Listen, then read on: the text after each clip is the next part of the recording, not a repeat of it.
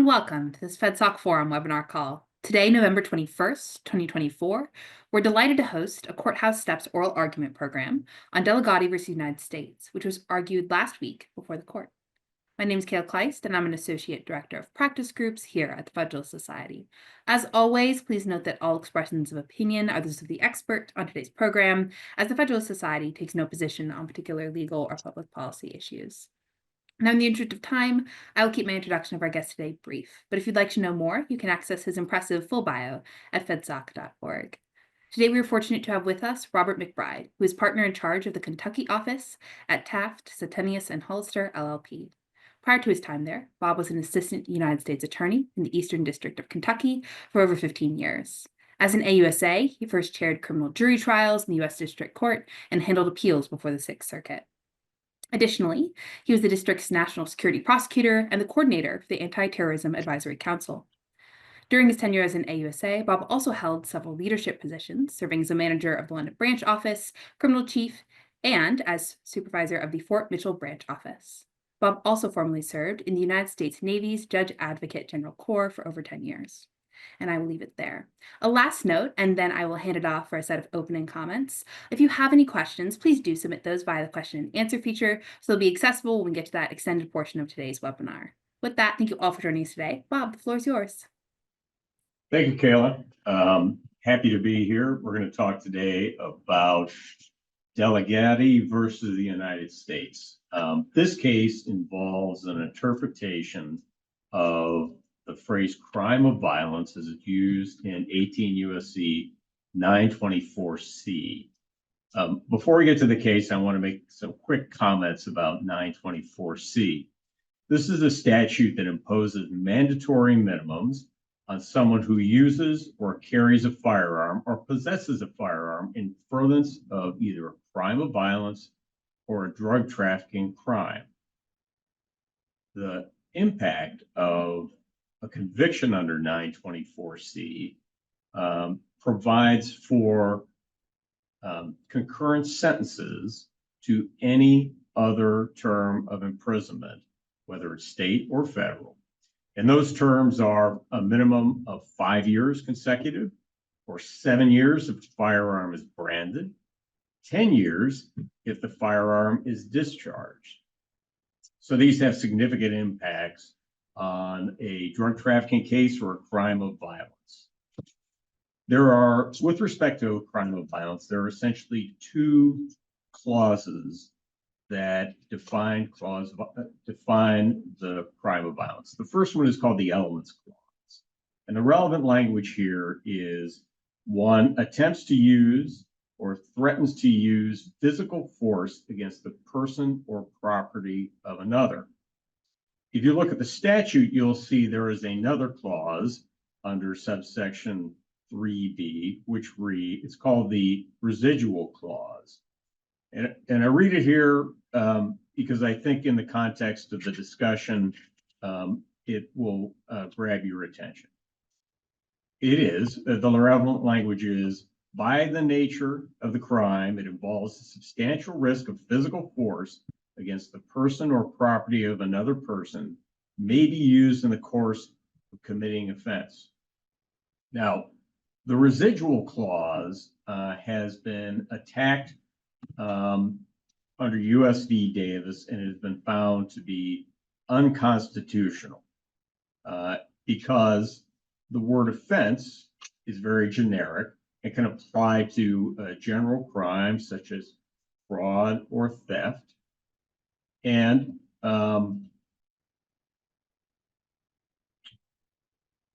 it can also deal with the act or a specific occasion. So the court found that it was unvague under the due process and separation powers and principles. The presumption of constitutionality cannot be applied by a case-specific approach rather than the categorical approach. The reason I raise this is because as we talk about the arguments, you may start to sense that the government's argument really would be saved by the categorical approach, which is unconstitutional at this point. So let me talk about the facts of this case.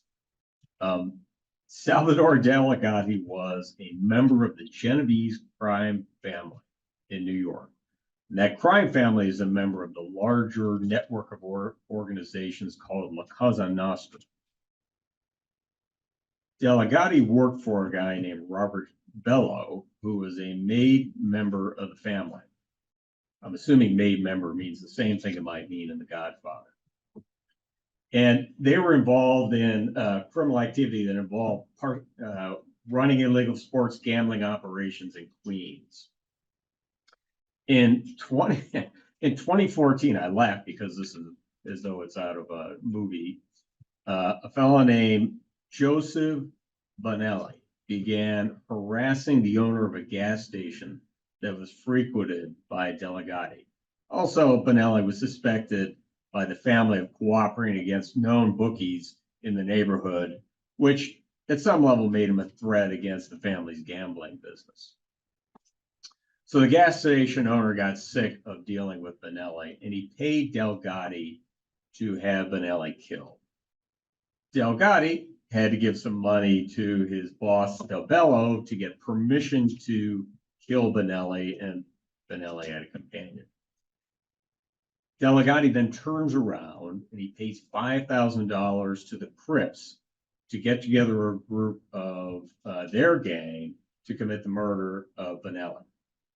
So Delligatti gives him not only the $5,000, he gives him a .38 pistol, he gave them a car, and he directed them to go and kill Bonelli.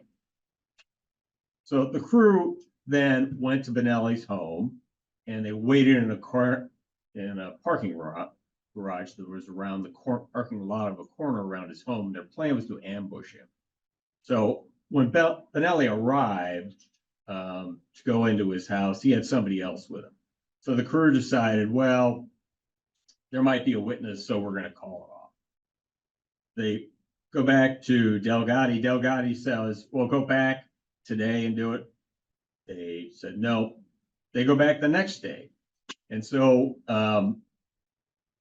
when they do so, they all assemble at Bonelli's home. On the way there, Delligatti is telling him what to do and when to meet. They have with them the gun, a change of clothes, a spray bottle, and bleach in their possession. The speculation is the bleach and the spray bottle and the change of clothes. Change of clothes were probably to avoid detection, the spray bottle and the bleach to clean up. I'm not sure what they were going to clean up. However, fortunately for Mr. Bonelli, law enforcement had found out about the plot and they stopped the assassination attempt. So Delligatti goes to trial in the Southern District of New York, and he's charged with various things: RICO, operating an illegal gambling operation, conspiring a murder for hire in violation of the Violent Crime and Aid of Racketeering Act, and it's a murder premised on the New York State statute, one count of carrying a firearm in relation to a crime of violence, which is the crime we're going to talk about today. It gets before the Supreme Court. So, by way of background, the court uses a categorical approach when evaluating the remaining portion of the definition of a crime of violence. And in that approach, they essentially say the government has to they look at the elements of the offense that the government has to prove beyond a reasonable doubt.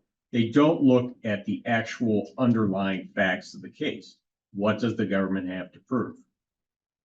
So Delligatti was convicted on all counts.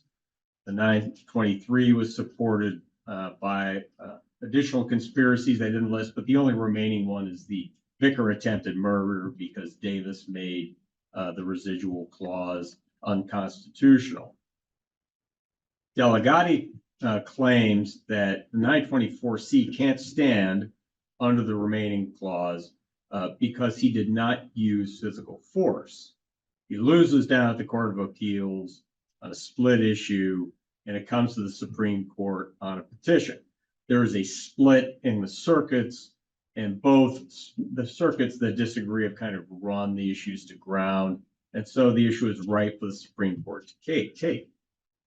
The question presented before the Supreme Court is whether a crime that requires proof of bodily injury or death can be committed by failing to take action, has an element of the use, attempted use, or threatened use of physical force.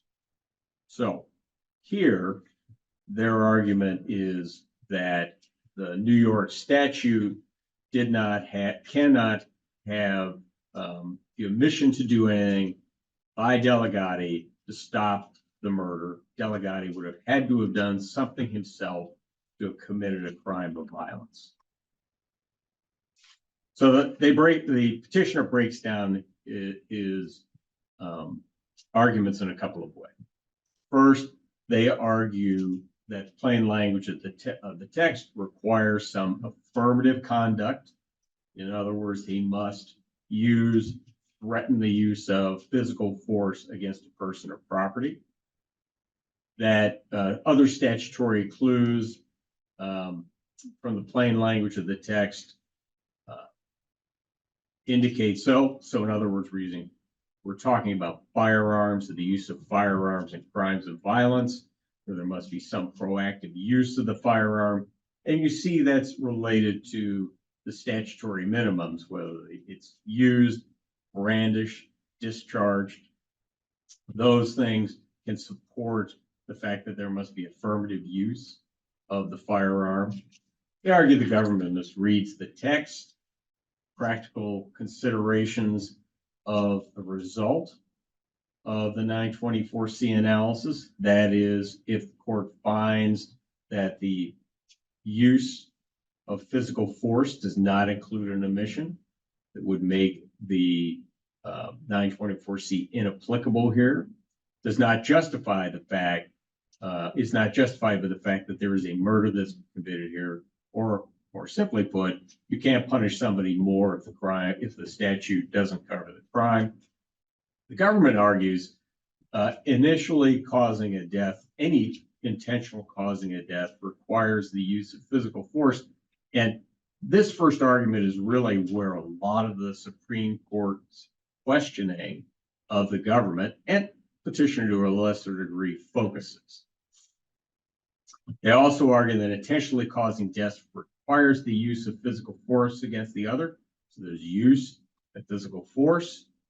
The law of murder traditionally viewed omissions as an act. In fact, the government attached all murder statutes from all 50 states to their responsive filings, and that failing to include omissions would undermine the 924C statute. They also argue the petitioner's reading of 924C is textually and practically unsound. Physical force does not require external physical conduct, another place that they're challenged in the argument. And they claim that petitioner's narrow use of force against another person is not supportable.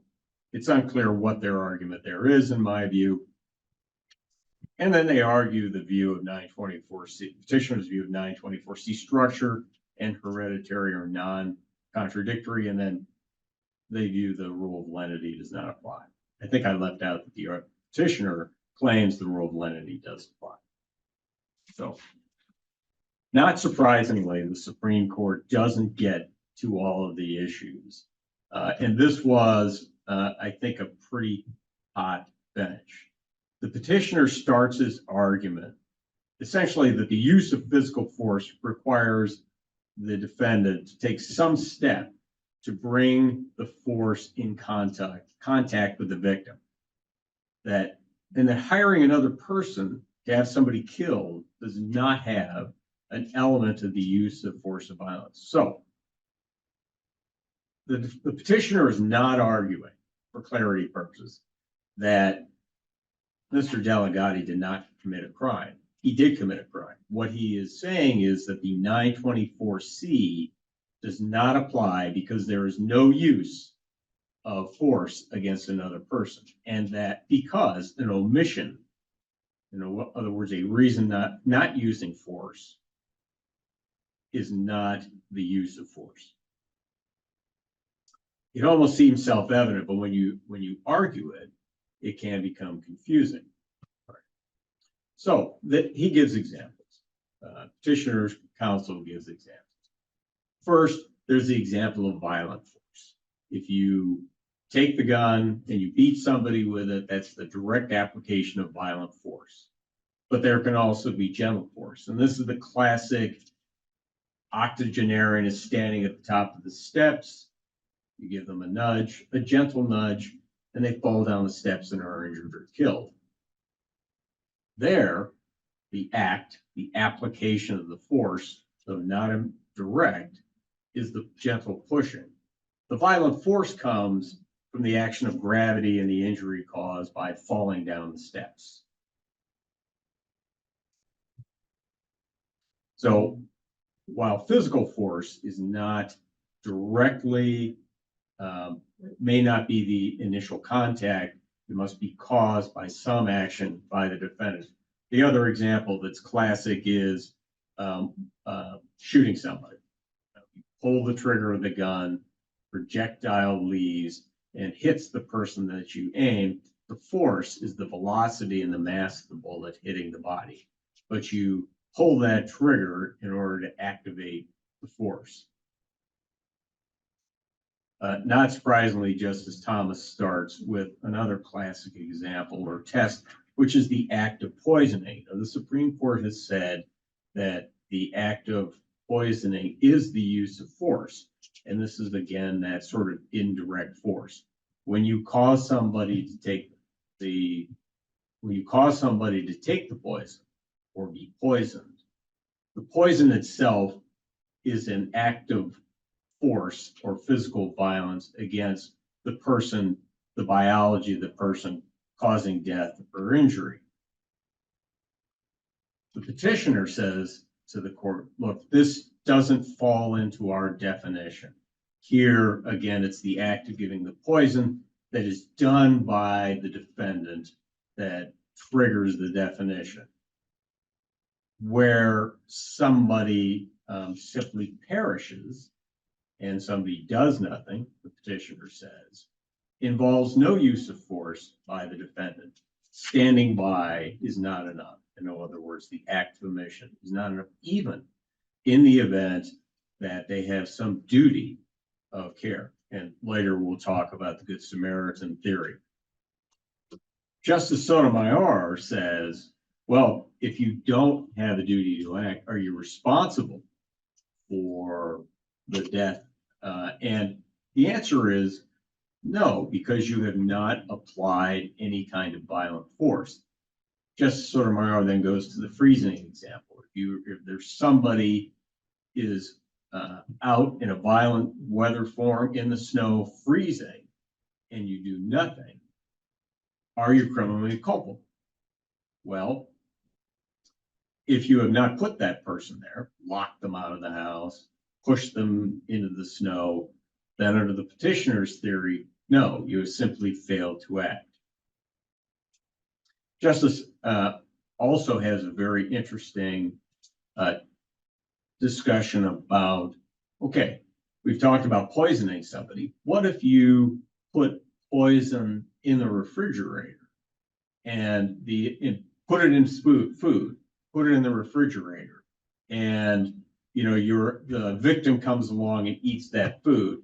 Interestingly, here the petitioner says yes, that would be the use of physical violence or physical force, violent physical force, because they took the act of putting it in the refrigerator for the victim to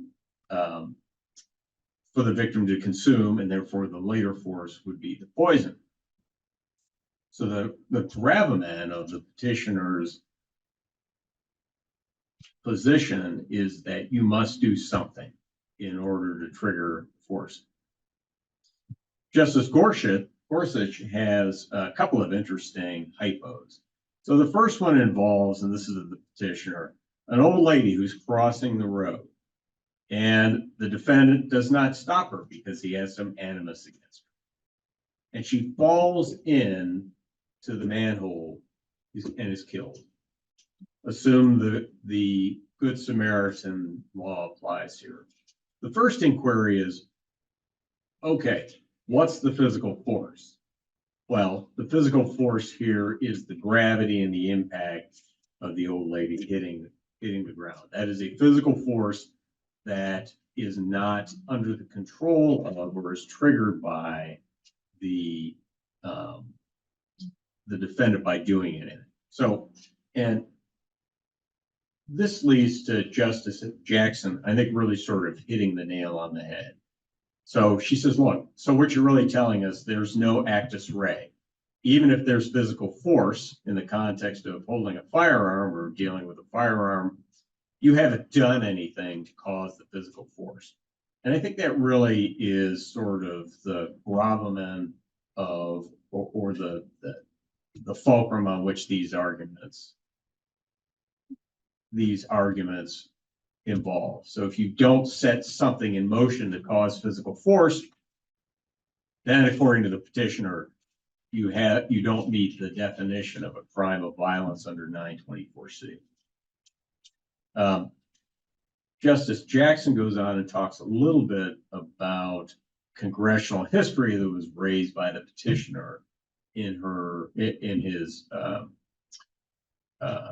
petition. And in that, they take a look at, there's some congressional history when 924C was coming along under the Criminal Code Reform Act, where the hypothetical in the congressional record is, look, somebody is a dam operator, they open the dam, and it kills people as the water floods, right? And the argument is, even though he opened the dam, he was not using the physical force against anyone. He simply opened the dam. And so, while there was violent physical force, he was not using it in that way, which I think is a little counterintuitive, but it seemed to be something Justice Kagan noted in the briefs.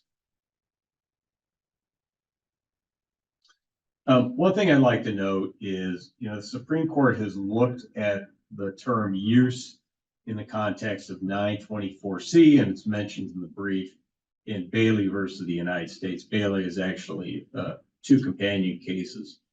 And the term use is not with regard to firearms, but the use of, a crime of violence, but really the use of firearms in a drug felony. So in these cases, Bailey was arrested for drug possession, and at that time he had a firearm, a pistol in his car, and was charged with a 924C. The other defendant, a woman, was arrested for possession of narcotics, and she had a firearm in her closet. And what the court basically said was, use means some active engagement with the firearm. And I think that is going to be influential in the court's decision here, because essentially what the petitioner is saying here is the defendant must somehow engage physical force. They must use physical force in order to cause the injury or the murder or the death of the individual. Not surprisingly, the United States takes a different view. Now, my view is that the United States is a very uphill battle here. Remember that the 924C charge was upheld in part initially on the residual clause. So what the government is left with is arguing the elements clause. So they assert first and foremost that any type of murder involves the use of violent physical force. And this is, as you can see, that's really sort of the residual clauses, not the elements clause, because there is no omission in there. They argue that the statute doesn't support the defendant's meaning. They argue that an omission is an act. They argue that there's case law, Castleman in particular, that supports the proposition that any sort of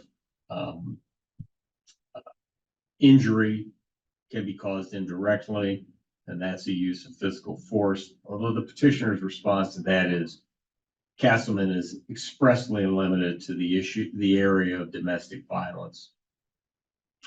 They argue the petitioner's reading of 924C is unsound. So the Supreme Court really sort of focused on the government much more so than they did our friends, the petitioners. Let me focus on one hypothetical that I think expresses a lot, that deals with a lot of the issues. So Justice Gorsuch came up with originally the lady falling in the manhole.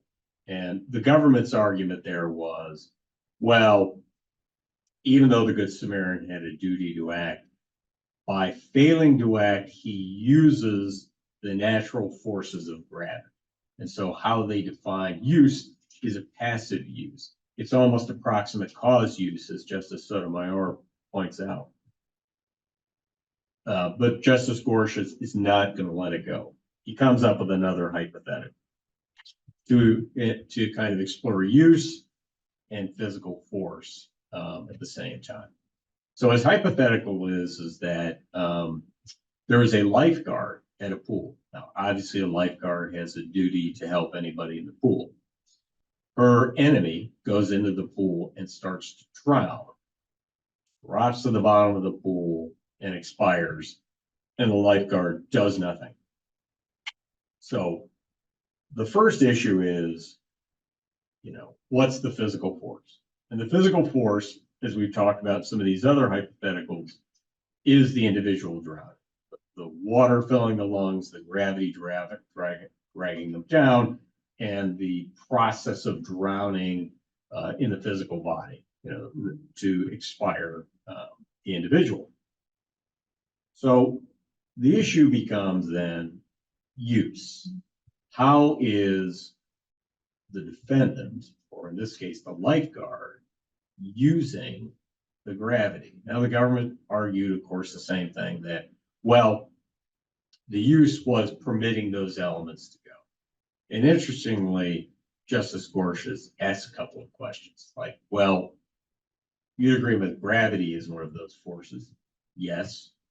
Did the lifeguard somehow enable the gravity or create it to be there?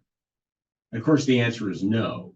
So this attacks how the government's definition of use by omission, because they haven't really created or caused the use of these elements. Something just happened. The individual drowned.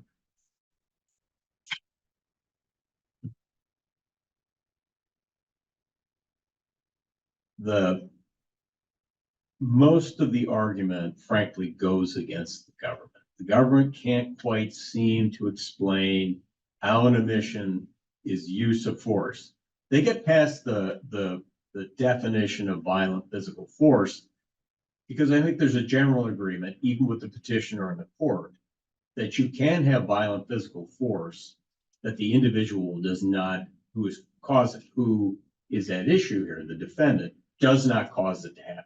Gravity, a car rolling downhill, somebody drowning, the bullet hitting a body. So that issue of violent physical force is fairly well agreed to by the parties in the court. The issue really is what constitutes use, and whether failing to act is in fact the use of a force one does not directly control. So, the court does ask about divisibility of the statute. that doesn't seem to go anywhere during the arguments. The court also notes that it is concerned with the fact that an omission is close to use. When you're dealing with a murder charge, frankly, you don't really want to find an excuse to help a murderer. At least that's the way I viewed it. At the end of the arguments, the petitioner came back with pretty good rebuttal. First point was the elements clause requires the use of physical force to be an element of the underlying crime. In this case, the conspiracy to commit the murder, there is no force directly applied by Mr. Delligatti. That's not true of the men. If they carried out the murder, that would not be true of the men who were actually committing the murder, because they would be using the force, presumably shooting the victim with a 38. Secondly, they argue that use means active employment. And here we're kind of back to the Bailey argument about the active employment of the firearm. Here, its use means the active employment of the physical force, even if it's indirect physical force. Then they discuss the Castleman examples, and those examples that were raised by the government all deal with indirect actions causing the force, pulling the trigger of the gun, introducing a disease to the individual, all things that take a proactive step that causes the victim to be in contact with the violent physical force. And then they end with the octogenarian who falls into a coma. So in this hypothetical, they say the octogenarian who falls into a coma and expires because he's not fed nutrition is not a crime of violence. So they hit use, affirmative use or affirmative action to employ and therefore use the violent physical force, and then the definition of violent physical force, and they end with that. So if I had to bet, I think that the petitioner is going to prevail in this case. I think that the court is going to define use in this context as a defendant having to take some act that engages the violent physical force. It may not have to be a direct act, but a sufficient act that the violent physical force is applied against the victim. So, Kayla, do you have any questions? Well, first off, I'd love to say thank you so much for that summary of the case, as well as the oral argument and sort of a pitch for where we may be going. That was all very, very helpful. I'll issue a reminder to our audience that if you do have questions, please do submit those via the Q&A feature. But I'll kick this off with a couple of my own, sort of fleshing out a couple of things you've already brought forward. I know you mentioned both the residual clause and the elements clause as they came up a lot in oral argument and sort of the interplay. And it was mentioned by both one of the justices and by the petitioners, as well as you in your comments, that the residual clause has been deemed unconstitutional. So why are we still discussing it? Well, I think we're still discussing it, A, because it's been around a long time, and B, because it's difficult to fit the government's argument into the elements clause, and we're sort of slipping back into the residual clause. I kind of expected I did expect the court to push the government more as to why their argument doesn't fit into the residual clause. It's almost as if the government wrote their brief and to apply to the residual clause, and then turned around and said, oh, we've got to deal with the elements clause. Now, that may or may not be true. I would note again that the residual clause was determined to be unconstitutional in the middle of the appeal process. I think it's hard when the government has to make a quick change in how it's viewing a particular crime, because you become used to thinking of the elements of the offense or the facts of the crime itself in a certain context. And the residual clause seems so likely because that's an ends result test. If there was violent physical force, therefore it's a crime of violence. And that's really what the government's arguing here. If you look beneath their legal arguments, they're really saying murder. In fact, they do argue murder must be a crime of violence. There must be acts that involve crime of violence. One of the things that comes up in the oral arguments is the court essentially traps the government in admitting that all murders, all deaths end up in a crime of violence because of the physical processes of dying. So, at that point, then you have to limit the theory of, the applicability of use of physical force by the word use and what use means in order to qualify under the statute. Got it. Thank you. That's very, very helpful. You mentioned, then sort of summing up oral argument, that there were a lot of hypotheticals and analogies coming to both the petitioners and to the government from all members of the bench. Were there any that seemed to stick? I don't know that I got any in my initial read through, but I was wondering if there were any that seemed like they stuck out particularly to you. Well, I think Justice Gorsuch's pool argument or hypothetical is the one, that he presented it to both parties. And the petitioner's obvious argument was, look, she's just standing by, she may have a duty, but she actually didn't use the forces of gravity in the water drowning the individual, causing the violent force. And the government had to resort to, no, she was in fact using those elements that caused the violent physical force by doing nothing. And if you go to the plain, it was then the government was then asked, well, are you using the plain meaning of the word use, or are you essentially using a legal definition, a legalized definition? He said, well, it's plain usage of the term. The court's reaction was, well, then you're just kind of playing a game with the language, to which the government said, well, essentially, we're always playing a game with language. I'm not so sure how that went over with the court. I listened to the verbal or the audio, and it didn't seem to have a reaction. But I think it illustrates the weakness of the government's position in this case. Fair enough. A question from an audience member, just clarifying a point. The petitioner's argument is not that active poisoning isn't murder, but rather that you have to have an active choice in order to have a violent crime. Yes? Or a violent murder. Correct. So the 924C statute is an enhancement for penalties.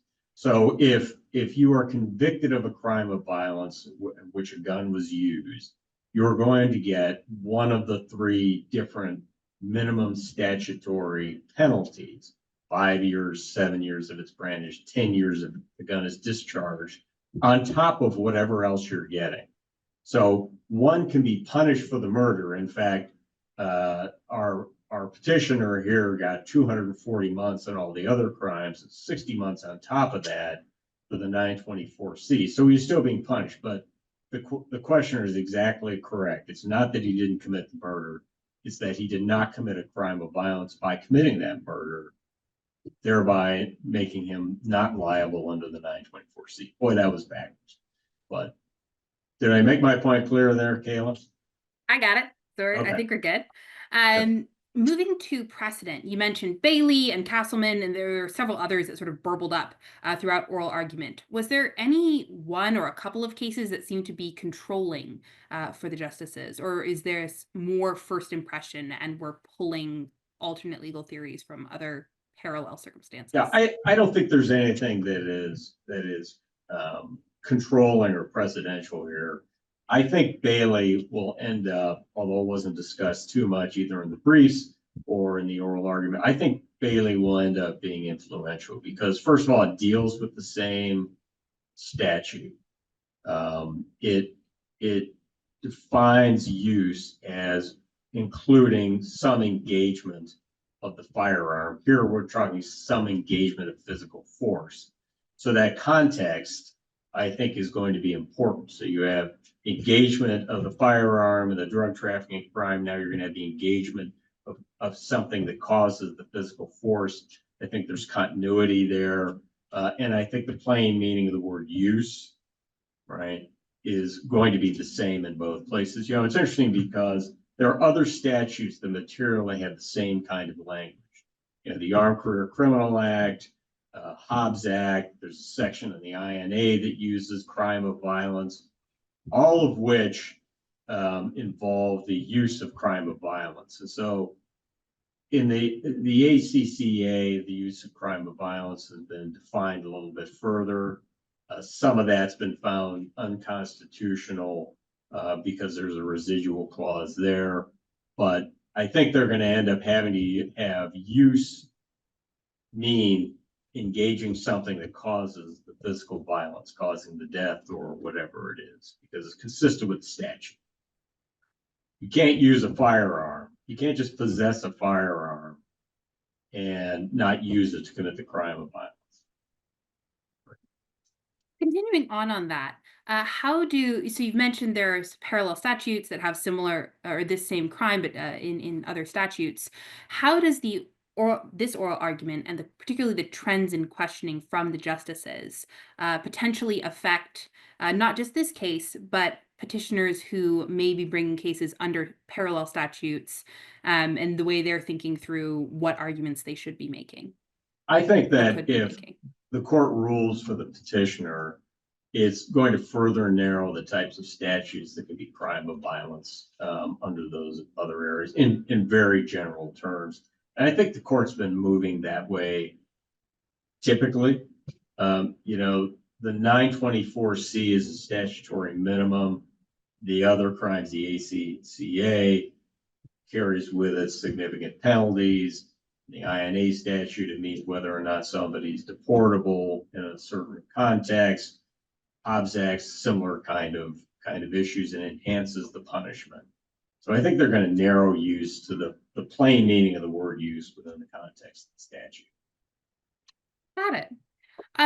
Continuing on this slightly, and I know you'd mentioned divisibility was mentioned and then moved on. Do those arguments matter for future cases down the road, given the fact it wasn't really addressed in oral argument? Is there a world where this isn't particularly helpful for informing that conversation? I don't think so. It wasn't developed either by the court or by the government to any great degree. It wasn't briefed by either party. It wasn't raised below. Petitioner basically said, look, Judge, we don't want to argue it because, Justice, we don't want to argue it because we haven't raised it below and we don't think it's divisible. The government, of course, said, oh, we think it's divisible, but I don't know then that unless the court wants to use it as an excuse to send it back for further consideration by the Second Circuit, I think what the court's going to do is say, they're going to address the real issue. Use means you have to do something to exert the violent physical force, not just let it happen. Okay. This is all playing out against the backdrop of a categorical sentencing framework. Correct. I forgot to mention. Yeah. Well, you raised it slightly. Actually, my question was coming. The government would articulate they were very constrained by the fact they can't challenge categorical sentencing, at least in this case. Is there a world where that door has now been opened, given some of the questioning? Is the justice are you challenging that? I know there was a little bit of back and forth with the government saying, hey, is this really the argument you're making? And the government denied it, saying they were constrained by precedent. But I wondered if it opened that door, or if it's how this plays against that broader conversation. I don't think so. I thought the government was very contrite about no, Judge, we're not going there. We lost that fight. We're not trying to get it in through the back door. I don't think there's anything that opens those issues back up. I don't think those issues are going to be brought back up before that door is going to be open. I'd be surprised if it's open before this court in any way, and maybe future courts. It's a done deal. Okay. I have just a couple more questions and then we might wrap early. Were there any arguments you're either surprised to see show up at OA or surprised that didn't get raised? Not that didn't get raised, but I am surprised that the government really was relaying on the fact you've got a murder. And murder is an awful violent crime. I completely agree with that, but I think it misses the point as to the application of the 924C. Is murder an awful violent crime? Of course. But the issue is really, did the defendant do something to cause that violent force to be enacted upon the victim, right? And I understand, when you're the government, part of your job is to do justice, and you can understand why they may genuinely feel that the 924C would be just, but I think that argument missed the boat, and I think it clouded their arguments a little bit. Typically, at this level, you're really just dealing with what the law is and what the impact will be. And here, what is the impact really going to be on Delligatti? I mean, he's going to do 240 months as opposed to 300 months. That's a significant sentence. I don't know how old Delligatti was, but there are people who wouldn't survive a 240-year, sentence.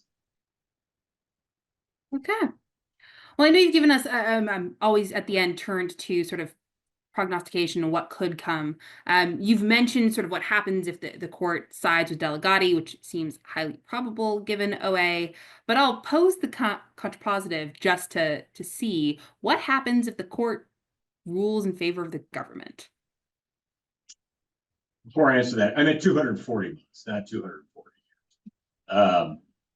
Well, I think what happens is it opens the door for a lot of definitions of use that probably aren't supported by plain language of the. So, for instance, if you let the old man die of without nutrition because he's fallen into a coma, you could be liable for that, I suppose, under this statute. Or if you let the little old lady fall down the manhole and get injured or killed, I suppose there's a state statute for which you could become liable for that, particularly if there's like a Good Samaritan law that imposes upon you an obligation to help.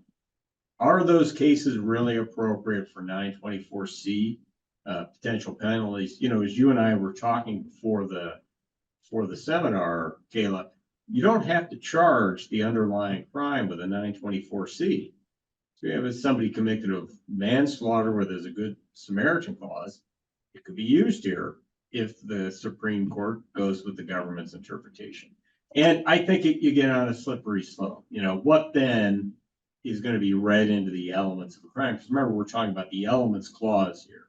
And the elements clause means the elements of the crime must include, the use of a violent force. So I think it gets you going down a slippery slope. Lawyers are, they're going to push the envelope everywhere they can. Okay. And then last question, I've got you down as it's probably going to go in the petitioner's favor. Do you have any sense of how the court's going to break on that? And if it's not a unanimous decision, and what some of the key issues in the opinions might be? I think it could be a 9-0 opinion. Justice Sotomayor was probably asking the most critical questions of the petitioner. And those were essentially, well, are you arguing proximate cause here? Are you arguing that if your client didn't cause something, they're not the proximate cause? But I think that argument, even though I think it was posed to challenge the defendant, or pardon me, the petitioner, I think that actually ultimately ended up supporting the petitioner's position. I think the critical issues will be plain meaning of the language of the word use, attempted use or threatened use of violent physical force. I think that it will be found to be consistent with the rest of the text of 924C. And I think it will be found to be a clear definition of violence, of the use of violent crime. And I think in some ways that's parallel to their decision-making process in Bailey, because it gave a clear benchmark for prosecutors to go by. Because before Bailey, they were, anytime you had a gun and you got tagged for a crime, possession of drugs or some other minor or other drug crime, not necessarily trafficking, well, then they tag you with a 924C. And it was, I'm sure these things were done in good faith interpretation of the statute, but the Supreme Court cleared it up. Now you only charge where there's an actual use. Even in the in furtherance of clause for the drug side of the 924C, there has to be some proximity of the gun to the drugs or the cash. It has to be close enough that you may use that gun to defend it. In other words, it's the stash, the fortress theory. But when they defined Bailey's use clearly, there was a better, more effective use of the statute by prosecutors, and defense lawyers were able to defend against it. Here, I think it's the same thing. They define use clearly and what's a crime of violence, then it would be a clear benchmark, which in criminal law, you always want clear benchmarks. Sounds good. Well, thank you so much. Really appreciate you spending your time with us today and sharing your valuable expertise and insight. I'll say thank you also to our audience for joining and participating. Welcome listener feedback by email at fedsocforums@fedsoc.org. And as always, keep an eye on our website and your emails for announcements about other upcoming virtual events. With that, thank you all for joining us today. We are adjourned.